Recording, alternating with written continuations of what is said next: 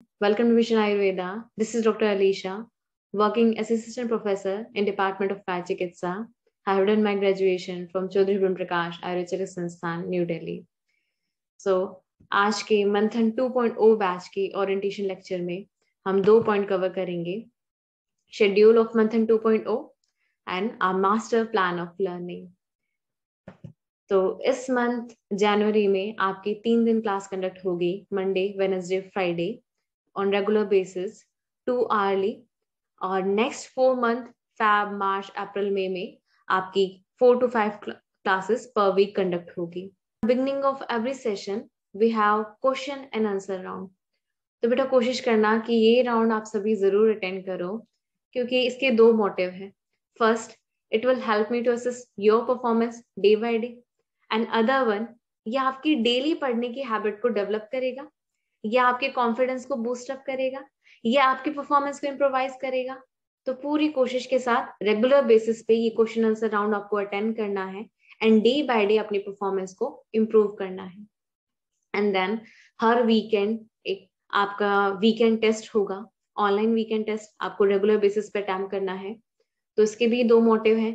सबसे पहले ताकि आप जान पाए कि उस टॉपिक को पढ़ने, समझने और याद रखने में क्या कमी रह गई है। So you can identify the actual gap in knowledge। आपने टॉपिक तो कवर कर लिया, but do you actually know the topic in the manner of judgment?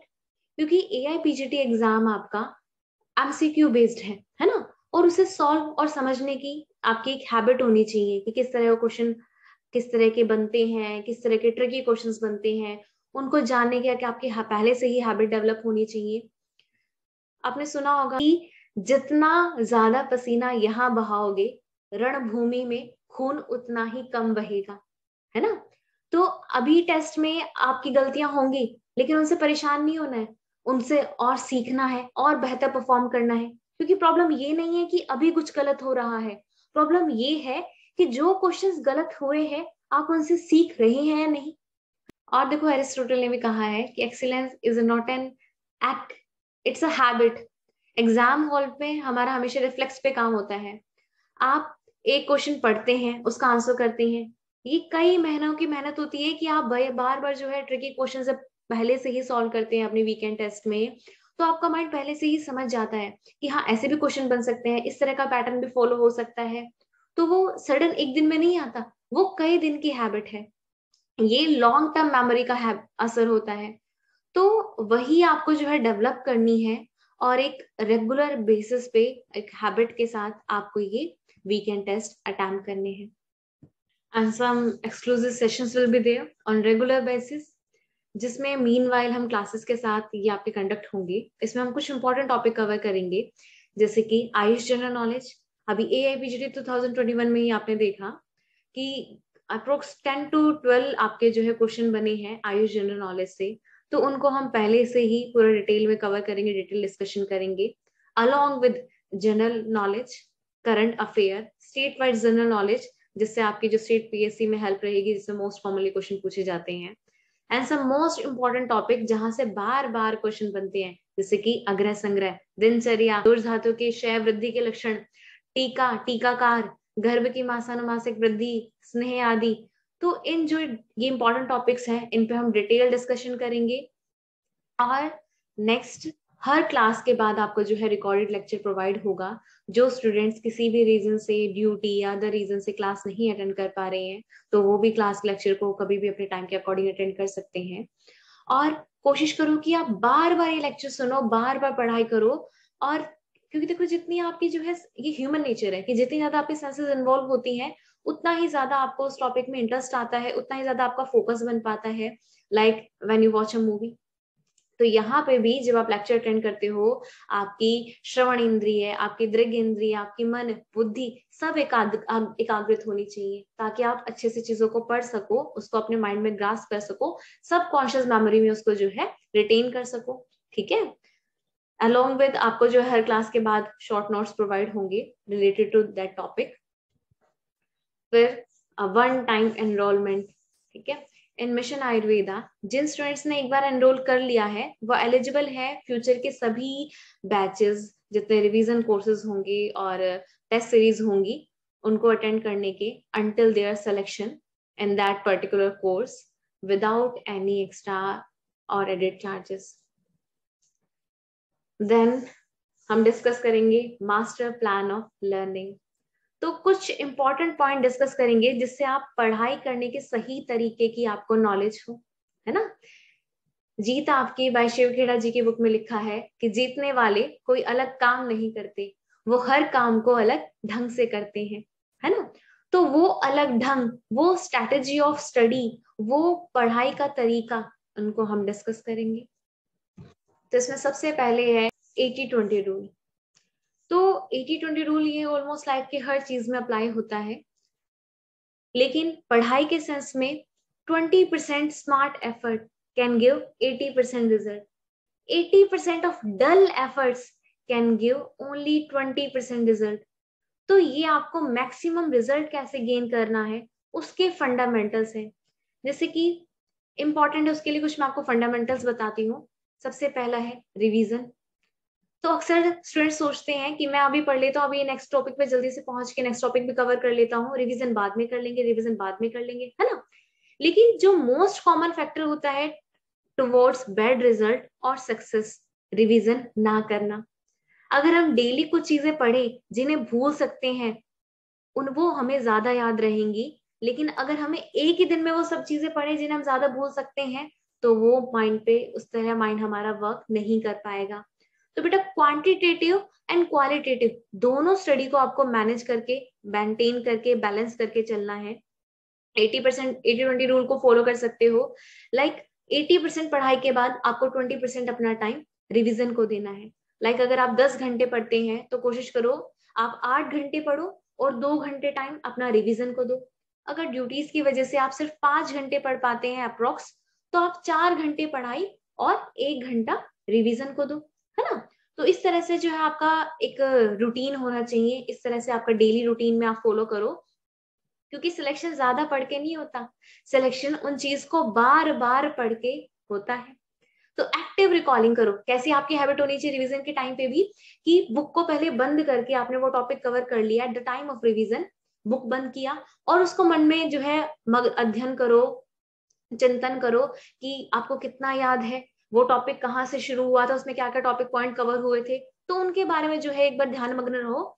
और फिर जो आपको लगता है आपके पॉइंट वीक है, आपको इतने अच्छे से प्रिपेयर नहीं हो पाया है, उन पे फिर फोकस करते हुए आगे बढ़ो, उनको और स्ट्रॉन्ग करो। आप सभी जानते हैं कि लेंस से अगर सनरेज को पेपर पर फोकस करेंगे तो वो बर्न कर सकता है। तो सनरेज वही थी, पेपर वही था, लेकिन फायर के लिए किसकी जरूरत थी? फोकस की। तो वैसे ही एनर्जी सभी में है, कैपेबिलिटी सभी में है, क्षमता सभी में है, लेकिन अगर आपने फोकस के साथ, सही डायरेक्शन के साथ उस एनर्जी को यूज नहीं किया तो आउटकम नहीं मिलेगा। तो इसीलिए जरूरत है फोकस की, कंसंट्रेशन की, कंसिस्टेंसी की। दीज आर द एक्चुअल की टू सक्सेस। ठीक है। एक और चीज का ध्यान रखना आप सभी, कि जब डेली आप पढ़ाई करते हैं तो वो टाइम चूज करो जिसमें आपका दिमाग सबसे ज्यादा कंसंट्रेटेड हो, ना कि किसी चीज से डाइवर्टेड हो, है ना। तो जब भी आप पढ़ने बैठो, think like you are in examination hall, क्योंकि जब आप एग्जामिनेशन हॉल में होते हो तब ना किसी मैसेज का रिप्लाई, ना किसी इंस्टा, एफबी, ना कोई other kind of core attend करते हो, कहीं ना कहीं भी आपका माइंड डाइवर्टेड नहीं होता, आपका माइंड सिर्फ टारगेट की ओर एकाग्रित होता है ना। तो वैसे ही आपकी हैबिट होनी चाहिए। तो सब अपने अकॉर्डिंग माइंड सेट कर सकते हैं, अपने अकॉर्डिंग टाइम सेट कर सकते हैं, कोई 2 आवर्स, कोई 3 आवर्स, लेकिन 20-30 मिनट को ही रखने का फायदा नहीं है। अपना जो टारगेट रखोगे कि बैठना है तो 2 से 3 घंटे ही, ठीक है। You need a prolong determination, और उस टाइम को डिसाइड करके आप फुल कंसंट्रेशन के साथ पढ़ाई करो। And the other one is will power. Will power होना बहुत जरूरी है किसी भी गोल को अचीव करने के लिए। आप में एक खुद का डिटर्मिनेशन होना चाहिए, खुद की विल पावर होनी चाहिए। I will get the seat, I will get the rank, I will achieve the goal, ये इस तरह का स्ट्रॉन्ग डिटर्मिनेशन होना चाहिए। और जो ब्लेम शिफ्टिंग की हैबिट होती है, हमेशा उससे आप बचो। ब्लेम को करना या किसी कोई एक्सक्यूज देना, उससे आपको प्रिवेंट होना चाहिए कि मैम इस वजह से नहीं पढ़ पाया, इस वजह से नहीं कर पाई। तो देखो इन चीजों से बेटा बचना चाहिए। लेकिन अगर बाय चांस कोई ऐसी सिचुएशन है जिसमें सच में नहीं पढ़ पाए हो, कोई ज्यादा ही बिजी शेड्यूल है या कोई इंपॉर्टेंट वर्क है, तो कोई बात नहीं, डोंट वरी। तब आपको चिंता नहीं करनी है, चिंतन करो, चिंता मत करो, ठीक है। तो कोई बात नहीं, बी कॉन्फिडेंट, तब स्ट्रेस नहीं करना है, क्योंकि पास्ट रिग्रेट से प्रेजेंट और फ्यूचर दोनों को खराब करते हैं। तो डोंट वरी, बी कॉन्फिडेंट, एक स्ट्रॉन्ग डिटर्मिनेशन और स्ट्रॉन्ग विल पावर से आप आगे बढ़ो। क्लियर है? नेक्स्ट है अडेप्टेबिलिटी। तो डार्विन ने भी कहा था कि डायनासोर जो सबसे स्ट्रॉन्ग पावरफुल क्रिएचर है वो आज अर्थ पे नहीं है, लेकिन जिन बैक्टीरिया से लाइफ शुरू हुई थी वो आज भी अर्थ पे है ना? क्यों? Because they were adaptable, they are adaptable, है ना? तो सिलेक्शन उनका नहीं होता जो बहुत ज्यादा इंटेलिजेंट है, जरूरी नहीं है सिलेक्शन उनका हो जो बहुत ज्यादा पढ़ते हो, लेकिन सिलेक्शन उनका होता है जो अडेप्टेबल है, जो ये जानता है मुझे कैसे पढ़ना है, मुझे क्या पढ़ना है। ठीक है? तो देखो, सिर्फ इस भूल में मत रहना कि हार्ड वर्क इज अ की टू सक्सेस। हार्ड वर्क जरूरी चीज है, लेकिन गलत डायरेक्शन में नहीं करना। ठीक है? गलत तरीके से जो की गई मेहनत से कुछ हाथ नहीं लिखता, सिर्फ फ्रस्ट्रेशन ही हाथ मिलती है।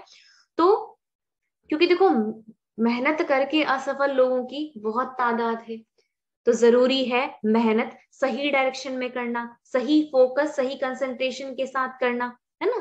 Then I will guide you about the way, I will have help you definitely. Next one is Parkinson's law, जिसमें कहा है work expands to fill the time available for its completion, कि आपका वर्क उतना ही लंबा चलता चला जाता है जितना आप उसे टाइम देते हैं। तो अगर आप सोचोगे कि आपका 6 मंथ बाद एग्जाम है, या आप सोचोगे आपका 1 हफ्ते बाद टेस्ट है, तो आप उतना ही लंबा उस टाइम को जो है प्रोवाइड करते हो, एक्सपेंड करते हो उस वर्क को। लेकिन अगर आप सोचोगे कि आपका कल ही टेस्ट है, तो आपका माइंड कितना शार्प चलता है, कितना फास्ट चलता है। तो इसी तरह की आपकी अडेप्टेबिलिटी होनी चाहिए, इसी तरह आपकी हैबिट होनी चाहिए कि जितना फिक्स टाइम उस काम को चाहिए उतना ही उसे प्रोवाइड करो, ना कि पूरे दिन सेम टॉपिक को लेके बैठे रहना। वीकेंड के बाद टेस्ट है तो आपको पूरे हफ्ते सेम टॉपिक ही पढ़ना, जो कि आपके 1 आवर या 2 आवर में भी कवर हो सकता था। तो इस हैबिट से प्रिवेंट करके हमेशा कोशिश करो कि अपने वर्क को उस पर्टिकुलर टाइम में कंप्लीट करके आगे बढ़ो, go for the next step. ठीक है? और आई नो हर तरह की परेशानी आती है, कभी मन विचलित है, मन अपनी इंद्रियों के साथ एकाग्रित नहीं है, मन अपने अर्थों को, इंद्रिय अपने अर्थों को ग्रहण नहीं कर पा रही है। कोई बात नहीं, डोंट वरी, आचार्य ने ही बताया है संक्रमण इंद्रिय विबोधनम, स्नान शिष्टम इंद्रिय विशोधनम, तो इनकी ओर ध्यान दो, कोई बात नहीं, take a break, take a short break, है ना? देन आगे मूव करो, और हमेशा कोशिश करो कि अपनी लिमिट्स को पुश करो, अपनी एक्स्ट्रा ऑर्डिनरी अचीवमेंट्स को जानो, अपनी क्वालिटीज को जानो और उन्हें गेन करो। Clear? So always try to work smarter, not harder. If you have will to achieve, you are welcome to join us. Okay, all the best.